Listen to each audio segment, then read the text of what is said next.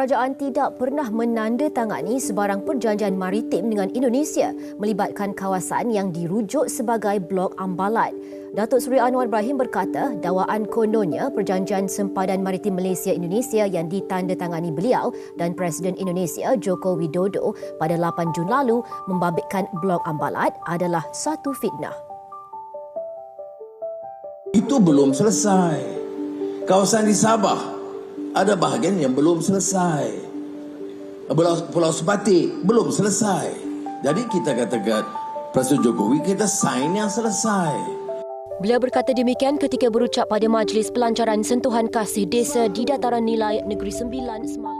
Sirene berbunyi di ruang kendali. Layar radar menampilkan titik merah yang bergerak cepat mendekati garis batas laut Indonesia.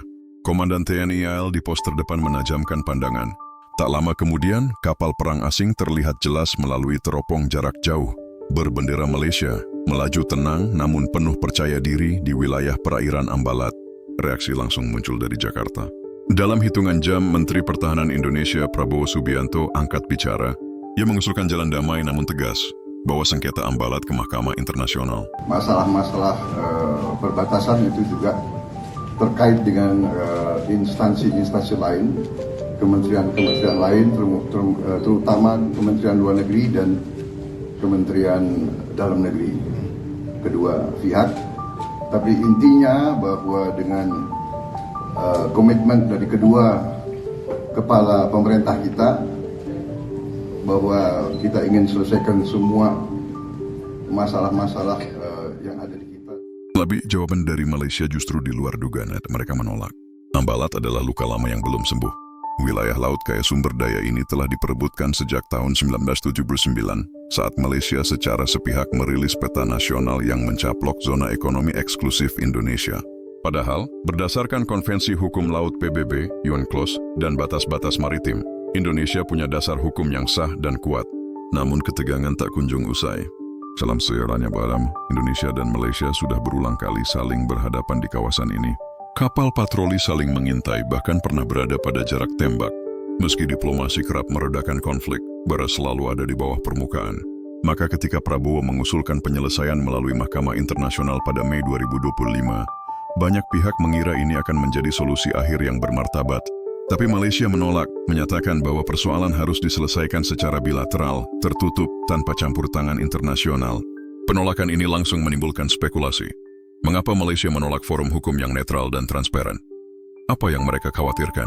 Jawabannya mungkin terletak di dasar Laut Ambalat.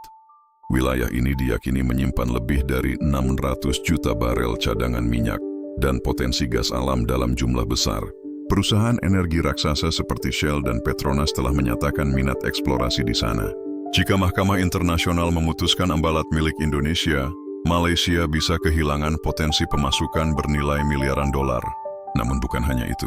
Ambalat berada di jalur strategis Laut Sulawesi, bagian dari denyut nadi pelayaran internasional di Asia Tenggara. Dalam konteks persaingan geopolitik kawasan Indo-Pasifik antara Amerika Serikat dan Tiongkok, wilayah ini jadi titik rebutan tak kasat mata. Siapa yang menguasai Ambalat punya posisi strategis untuk mengamati, bahkan mengintervensi, arus logistik dan militer regional. Faktor ketiga adalah politik dalam negeri Malaysia. Pemerintah Kuala Lumpur tengah menghadapi tekanan oposisi dan sentimen nasionalis. Dalam situasi seperti ini, menerima usulan Indonesia untuk membawa perkara ke Mahkamah Internasional bisa ditafsirkan sebagai sikap lemah. Bahkan mungkin dianggap menyerahkan kedaulatan oleh publik mereka sendiri. Risiko politik itu terlalu besar untuk ditanggung. Namun bagi Indonesia, penolakan itu justru memperkuat citra diplomasi kita di mata dunia. Jakarta menunjukkan diri sebagai negara yang menjunjung tinggi hukum internasional dan penyelesaian damai. Sementara Malaysia terkesan menghindari transparansi hukum global. Tapi kita tidak bisa berhenti pada kemenangan moral. Jika ketegangan terus dibiarkan tanpa penyelesaian konkret, potensi eskalasi sangat mungkin terjadi. Apalagi bila kekuatan asing ikut bermain di belakang layar. Dalam dunia yang makin terpolarisasi, ketegangan regional seperti ini bisa menjadi pemicu konflik yang lebih luas. Bagi masyarakat internasional, respons Malaysia adalah alarm yang tak boleh diabaikan. Jika negara mulai menolak Mahkamah Internasional dalam menyelesaikan sengketa, maka hukum global kehilangan wibawanya. Hal ini bisa menular ke konflik-konflik lain di Laut Tiongkok Selatan, perbatasan India, bahkan Timur Tengah. Dunia bisa kembali ke zaman di mana siapa kuat, dia menang, jadi norma baru. Apa yang bisa dilakukan Indonesia? Pertama, memperluas diplomasi dengan mengajak ASEAN menjadi mediator regional. Kedua, menggalang dukungan dari negara sahabat dan organisasi internasional seperti PBB. Ketiga, memperkuat kehadiran fisik di Ambalat, tidak dengan mengancam, tapi menunjukkan bahwa Indonesia serius menjaga kedaulatannya.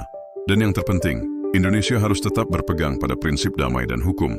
Tidak terprovokasi, tidak terpancing untuk bertindak emosional, karena kekuatan sejati sebuah bangsa tidak diukur dari peluru atau kapal perangnya, tapi dari keberanian untuk berdiri di atas kebenaran, bahkan saat sendiri.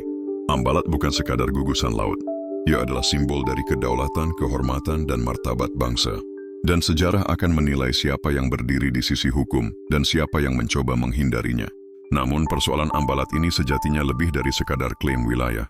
Ini adalah cermin dari bagaimana negara-negara ASEAN menyikapi prinsip non-intervensi, solidaritas regional, dan supremasi hukum.